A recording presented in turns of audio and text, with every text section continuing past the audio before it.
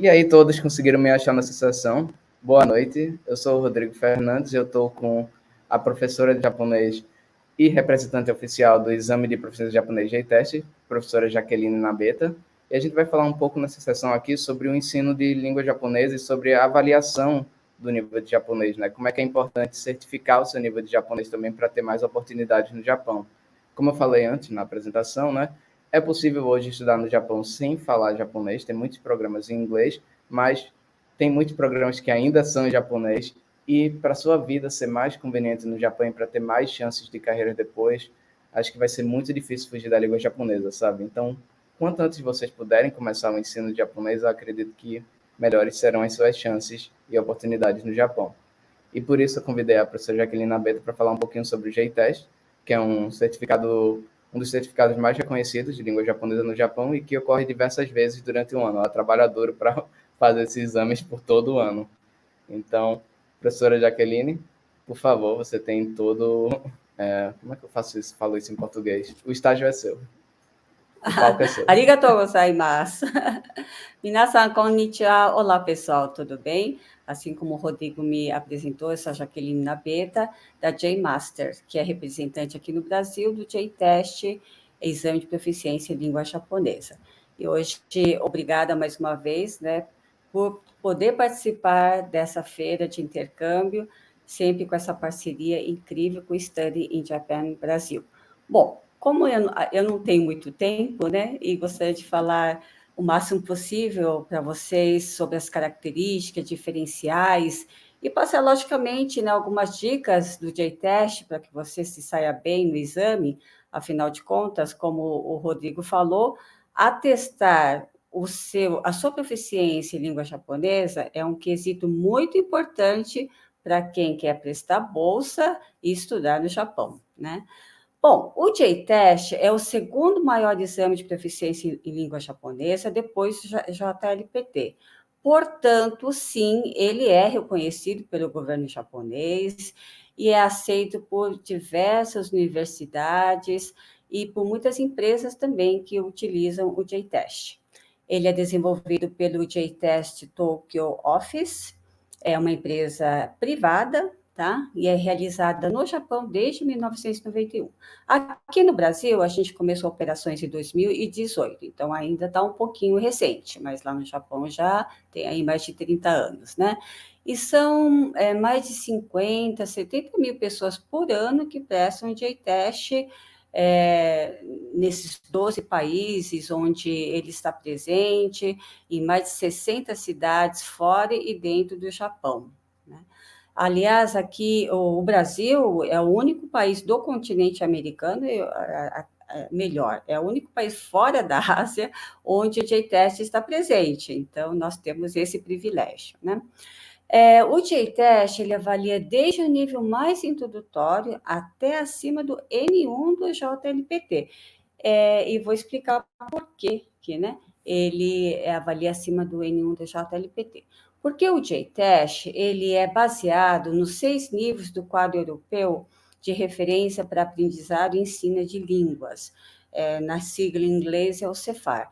Quem estuda inglês ou a outra língua europeia, como espanhol, já deve ter ouvido falar nesses 6 níveis. Por exemplo, A1, A2, B1, B2, sendo que o nível top é o C2 do quadro de CEFAR, né, do quadro europeu. E o J-Test é baseado nesses 6 níveis, sendo que o JLPT não é muito bem isso. Por exemplo, quando você fala N1 do JLPT, muitas pessoas acham que é o nível top, nível máximo de proficiência, mas não é, tá, gente? O N1, na realidade, ele corresponde ao C1 do quadro europeu. O C1, ele é mais ou menos um nível intermediário superior, então nem está ainda no nível avançado de proficiência. Para você atingir o C2 sim, é um nível top, que é um nível de falante nativo, né, de proficiência. Para você atingir, então, do N1 do C1, ainda tem vários aqui estágios, vários níveis para que você atinja o C2, né? E o J-Test, ele tem um sistema de avaliação semelhante ao TOEFL, Ou seja, numa única prova, você tem questões de níveis diferentes, e é a sua pontuação que vai determinar a sua proficiência, né? Por exemplo, no JTEST são 3 grandes níveis. Nós temos o FG, que é o mais introdutório, acima disso o DE, e o top dos níveis é o AC. Sendo que o FG, o F, corresponde ao N5 do JLPT, abaixo disso ainda tem o G, né? Não existe o N6 do JLPT, mas se existisse seria isso, ou seja, é um nível bem ainda para quem começou a estudar o japonês. Acima disso eu tenho o DE, o E corresponde ao N4 do JLPT. Esse exame aqui, ele vale 700 pontos. Se você fizer metade, já está dentro do N4. Se fizer 500 pontos, corresponde ao N3 do JLPT, o nível D do JTEST. E o top dos níveis é o AC. Esse exame vale 1.000 pontos. Se você fizer 600, já está dentro do N2 do JLPT. Se fizer 700, já está dentro do N1. Mas para você atingir o top dos níveis do quadro europeu, precisa fazer 900. Se fizer 900, já está dentro do C2, que é o nível de falante nativo, né? Sugoi desu, né? E quais são, então, os diferenciais, né, do JTEST, que muitas pessoas perguntam? No JTEST, há algumas questões que você precisa escrever de punho próprio, ou seja, à mão, né?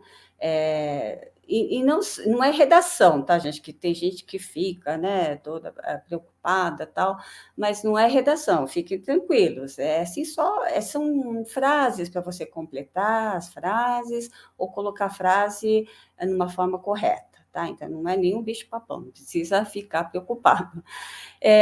Outro grande diferencial, como o Rodrigo também já tinha mencionado, é que o JTEST ele é oferecido 6 vezes ao ano, gente, começando em janeiro, mês sim, mês não, e terminando em novembro. Então, o último é em novembro. E depois do exame, você pode levar consigo o caderno de questões, porque o intuito também é que você continue os seus estudos em casa, e é possível você levar o caderno de questões consigo, que não acontece com o JLPT, porque as questões não são nunca recicladas, sempre novas questões, são sempre elaboradas pelo staff, e vejam que são 6 vezes ao ano, né? Então, são todas questões novinhas em folha, né?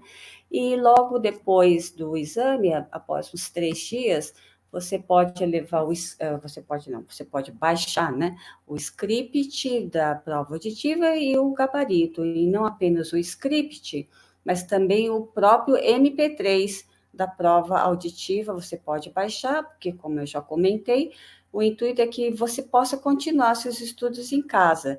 Então, se você ficou lá numa dúvida, não conseguiu na hora ouvir direito, pode então ouvir de novo, ou mesmo tirar dúvidas com o seu sensei, com a sua senseis, né, que acompanham os seus estudos de Nihongo. Depois de 3 semanas, já é possível checar sua pontuação oficial, a gente manda todo o link para ver qual o nível que você atingiu, a sua pontuação, e depois de cerca de 4 semanas, você já tem em suas mãos o seu certificado e os boletins, né? Que também são muito importantes para a sua autoavaliação. Então, como que se divide o JTEST, tá? O JTEST, ele se divide em 2 grandes partes, a parte da leitura e escrita e a parte da compreensão auditiva. Nesse sentido, é bem semelhante ao JLPT também, né? A parte de leitura e escrita inclui gramática, vocabulário, interpretação de textos, kanji, os ideogramas, né? E essa construção de frases que eu falo, que são aquelas que você tem que escrever à mão, né? E na compreensão auditiva, também tem vários tipos de questões, assim como o JLPT, aquelas questões que têm fotos e figuras, né? Para você ouvir o que está sendo dito, olha a figura, a foto e responde. Tem a compreensão auditiva e de leitura, ou seja, você tem que ouvir a pergunta e ler as alternativas e assinalar o que você acha que é correta. E aquelas que não tem nada escrito, sabe, no caderno de questões, porque você tem que ouvir tanta pergunta e tem que também ouvir as alternativas e assinalar lá qual que você acha correta. Então, essa daqui tem que se concentrar muito para não perder, né, em detalhe. E tem uma certa, assim, é uma atrás da outra, né? Então tem que se concentrar mesmo. E a última é de sempre ter uma conversação entre duas pessoas, ou uma explicação, você tem que ouvir isso, e depois tem as questões, né, que estão no caderno de questões, e você assinala qual que você acha a resposta correta, tá? Então, são duas grandes partes. E aqui hoje, então, né, eu quero passar algumas dicas para você que hoje está presente aqui, né? Então, é um grande presente para você ter dicas para você se sair bem no exame. O importante, gente, não é zerar em nenhuma parte do exame. Parte do exame é essas daqui que eu mostrei anteriormente para vocês, né? Cada parte do exame de leitura escrita, da compreensão auditiva, não zerar. Não zerar significa não deixar tudo em branco ou errar tudo, né? Por quê? Porque senão você não recebe o certificado, mas isso é a mesma coisa no JLPT também acontece, tá? Se você zerar em alguma parte toda, não recebe o certificado. Outra dica importante é que as questões de gramática, elas têm um valor maior, ela tem um peso maior. Então, tem que estudar bastante, tá, gente? A gramática, praticar bastante. E por isso que a outra dica é responder na sequência. Como a parte de gramática vale mais, ela tem um peso maior, comece pela parte da gramática, né? Para você já garantir aí uns pontos a mais. Depois vai para o Candi, depois essa de escrever as frases à mão, né? Que eu vou mostrar depois, posteriormente, e depois a interpretação de texto, tá? E na parte da interpretação de texto, leia primeiro as perguntas, para achar as respostas no texto, para depois ler o texto, tá? Assim você ganha tempo. Porque tem gente que gasta muito tempo na interpretação de texto e depois não dá tempo de responder outras coisas, tá? Então, essa é uma dica. A outra dica na parte da compreensão aditiva é também praticar bastante esse tipo de questão que eu comentei, que não tem nada escrito, que você tem que ouvir tantas perguntas como as alternativas, porque essa parte aqui, ela tem um peso maior, né? Elas valem mais. Então, tem que praticar bastante, e você pode usar os livros do J-Test, nós temos livros do J-Test que compilam todos os 6 exames do ano, com CD, inclusive, vem gabarito também no final, você pode usar como simulado, né, para uma autoavaliação, um estudo aí. E pode usar também o material do JLPT, se você tiver, porque são bem semelhantes, né? Agora, se você for usar o material do JLPT, cuidado que aqui o peso da parte escrita e da parte auditiva são diferentes. No J-Test é meio a meio. As duas grandes partes valem a mesma coisa, o mesmo peso, meio a meio. No JLPT é diferente, eles dão um maior peso na parte de leitura e escrita, e a parte da compreensão auditiva vale menos, é o dobro, né, que o peso aqui para a parte escrita. Então, cuidado se você for usar o material JLPT, porque tem essa diferença.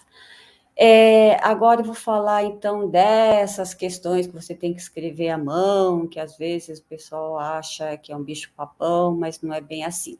Mas a questão aqui, o importante é você também saber os critérios de correção dessa parte. E tem que tomar cuidado mesmo, porque eles são bem criteriosos, né? Não existe meio certo, gente. Por exemplo, eu vou mostrar depois, tem uma frase que você tem que completar duas informações, A e B. Se você acerta uma, mas erra a outra, me desculpe, mas vai estar errada, não existe meio certo, tá? E se cometer um mínimo erro de gramática, também vai estar toda errada, né? Vai ser considerada errada essa questão. Então, cuidado, né? E se a letra é ilegível, ou seja, se o professor Nihonjin, que está corrigindo a sua prova, não conseguir identificar aquela sua letra, não vão ter dúvida de dar errado para você, tá? Então, toma cuidado na hora de escrever, caprichar na letra, sempre que eu falo, né? E outra pergunta que muitas pessoas fazem é que se zerar nessa parte aqui de escrever as frases, se a sua prova é anulada, né?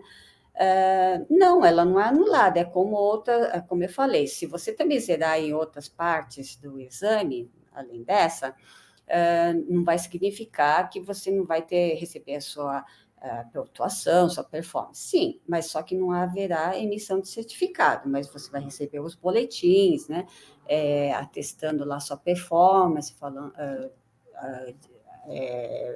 dizendo qual que foi a sua pontuação, né? E atenção, gente, a correção, ela é sempre feita no Nihon, no Japão. Aqui no Brasil nós não fazemos nada, só aplicamos o J-test, e é sempre feita por 2 professores. Essa parte aqui de escrever as frases, sempre a correção é feita por 2 professores, tá? Então, para não ter erro.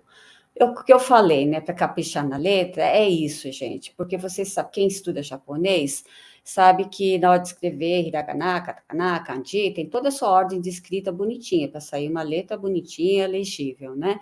Então, se você escrever, por exemplo, o A dessa forma, o professor não vai ter dúvida em dar errado a sua questão, ele nem vai continuar a correção, tá? Então, capriche na letra, que isso é importante, né? São essas frases que eu falei para você que você tem que escrever à mão, é de completar, na verdade, com as informações. Tem o lado A, tem o lado B, né? Então, aqui tem uns exemplos do que é considerado certo e o que não é considerado certo. Tudo bem. Aqui era kino, né? Então, kino supa de pan o kaimashita. Escreveu em kanji, bonitinho. Se você sabe o kanji, ótimo. Mas se você não sabe o kanji, não hesite em escrever em hiragana, tá, gente? Porque aqui não é questão que está avaliando o seu conhecimento de kanji. Aqui, muito pelo contrário, está avaliando mais o seu conhecimento de gramática, né? Então, é porque a parte de kanji é o que vai avaliar o seu conhecimento de kanji. Se você esqueceu como escreve kanji, está na dúvida, escreve em hiragana, porque você vai garantir aqui o seu ponto. Aqui, porque essas duas, né, embaixo estão erradas? Porque aqui está pedindo que você complete apenas o que está aqui, o que vem na linha A, na linha B, né? Esse D aqui, ele está fora. Não é para escrever o que está fora, é para escrever só essa informação que está pedindo. Aliás, entender o enunciado é muito importante, tá, gente? Faz parte aí do exame, entender o enunciado. E lá no enunciado está tudo escrito isso. Então, infelizmente, está considerado errado. Aqui é questão, principalmente, problema dos chineses, né? Eles escrevem os kanji que não existem em Nihongo, em japonês. Aí também é considerado errado, né? Ainda bem que o brasileiro não tem isso, né? Mas na dúvida, você escreve hiragana, tá bom? Que aí já garante o seu ponto. Outro tipo de questão que você tem que escrever à mão são essas daqui. Aqui está pedindo que você coloque o que está entre esses colchetes na forma certa, correta, né? Então, aqui está kino, doko, pan, kau, ka, né? Aí essas duas que são consideradas corretas são a primeira, doko de pan o kaimashita. Ok, escrevi um kanji até, ótimo. Não sabe o kanji, como eu falei, que nem no anterior, escreve em hiragana, que também está ótimo, né? Por que, que essa terceira não está errada? Porque escreveu o kino que está lá fora, né? Tinha que estar aqui dentro, só o que está dentro do colchete, que é para colocar na forma correta. Colocou o kino e colocou o ka que está fora também, está errado, né? A última, por que está errada? Porque é a pessoa que mudou a ordem dessas palavras. Tá, pan o doko de kaimashita. E aqui até doko, pan, kau, né? Não pode mudar a ordem dessas informações, tá, gente? Senão fica errado também. Isso também está tudo no enunciado, então tem que entender o enunciado sim. E por fim, gostaria de falar para vocês sobre o certificado e boletins, né? Bom, se você atingiu lá a sua nota de corte do nível e não zerou em nenhuma parte, vai receber o seu certificado, assim como o boletim de notas, dizendo qual que foi a sua pontuação, e então qual que nível, o que você é capaz de fazer nesse nível, né, usando o Nihongo. Esses dois, esse certificado e boletim de notas são bem parecidos com o JLPT, né, que vem assim também parecidos. Agora, esses dois outros boletins são só do J-Test, né? O J-Test tem, além desse de nota, tem mais outros 2 boletins que eu, particularmente, acho muito interessante. Esse boletim individual, ele vem questão por questão, mostrando se você acertou, errou, e se você errou, qual era a resposta correta, qual era o valor dessa questão, e assim por diante, né? Agora, eu particularmente acho que esse último aqui, boletim, é o mais interessante. Por quê? Porque ele vem avaliando a sua performance, sabe aquela parte por parte que eu falei do exame? Vem avaliando a sua performance parte por parte. Porque as nossas habilidades linguísticas, elas não são homogêneas, né? Às vezes, por exemplo, eu sou muito boa, eu já estou muito bem no kanji, nos ideogramas, mas na parte de gramática ainda não estou muito bem. Então, vem avaliando. De repente, na parte gramática, ainda sou N4, né? Do JLPT, mas aqui no Candi já está no N3, ou nível D do J-Test, né? Então, dá para você focar nos seus estudos. Dá para saber já onde você está bem e onde precisa, então, melhorar. Aí dá para focar bem nos seus estudos, por isso que eu acho esse boletim aqui muito interessante. Por isso, não menospreze os boletins, tá? Tem gente que só quer o certificado, mas o boletim também é importante. Bem, como a gente tinha comentado no início, o JTS acontece 6 vezes por ano, e daí o próximo é agora no dia 11 de setembro. Sempre esteja lá de olho no nosso calendário, tá? Que está lá no nosso site, tem todas as datas dos 6 exames. E também, hoje aqui eu tive que falar muito rapidinho, tá? Mas quem quiser ler com mais detalhes, com mais calma, entra lá no nosso site, que tem também todas as informações, características do J-Test, sobre os níveis, e também tem lá os critérios de correções daquela parte, tá ok? E a gente está aí à disposição para responder qualquer dúvida e te informar tudo que você queira saber sobre o J-Test. Domo, arigatou gozaimashita. Obrigado, Sensei, pela apresentação. Muita gente acho que fez pergunta aqui. Eu estava pensando se tudo bem eu puxar algumas perguntas para serem respondidas. Pode ser? Pode ser? Eu vou puxar Pode ser agora? primeiro. Pode ser sim. E depois, lembrando que a professora vai estar disponível ainda dentro do evento para responder mais perguntas. Eu vou puxar Esqueci de primeiro falar, da. Rodrigo, que eu vou Assim, estar por lá no favor. stand, né, do stand em Japan. Saindo daqui, eu vou estar lá no stand, na mesa, né, do stand em Japan. Daí o pessoal pode entrar lá para conversar com mais calma, né? Mas Perfeito. Aí vamos qualquer lá, as perguntas. pergunta sobre tanto o J-Test até sobre ensino de japonês também, ela sabe muito sobre o assunto. Eu vou puxar primeiro a da Adriele, que ela usou, na verdade, o sistema de perguntas e respostas, né? Que ela perguntou onde pode fazer a prova do J-Test. E nessa mesma Assim. linha, a Aida perguntou sobre as cidades que são realizadas, né? Tá. Então, por enquanto a gente está em São Paulo, principalmente, São Paulo capital, né? E aqui na Grande São Paulo tem Mogi das Cruzes, e no interior de São Paulo, Araçatuba. Nós fizemos uma vez em Curitiba, fizemos uma vez em Maringá. Assim, aos poucos, a gente está tentando expandir, né, os locais de aplicação do J-Test. Mas, por enquanto, principalmente aqui em São Paulo, né? Perfeito. Uma pergunta polêmica, o Muriki Yamanaka perguntou se dentro do J-Test o Norio Shiken, né, o Norioku Shiken, o JLPT, qual teria mais O peso? JLP. Mas peso, assim, depende, né? Porque, como eu falei, os dois são, quer dizer, o JLPT, ele é elaborado pelo governo japonês, né? Pelo Ministério pela Japan Foundation, que é o Ministério das Relações Exteriores do Japão. Agora, como eu falei, o J-Test, ele também é reconhecido pelo governo japonês, tá? Inclusive, por exemplo, em questão de visto, tem um visto para descendentes japoneses, existe um manual em que o próprio Ministério, porque lá no Japão quem cuida disso é o Ministério da Justiça, né? Diferente aqui do Brasil. O próprio Ministério da Justiça fez um manual e inclui lá que aceita o certificado do J-Test, tá? Então, dizer em peso, eu acho que é meio difícil responder, né?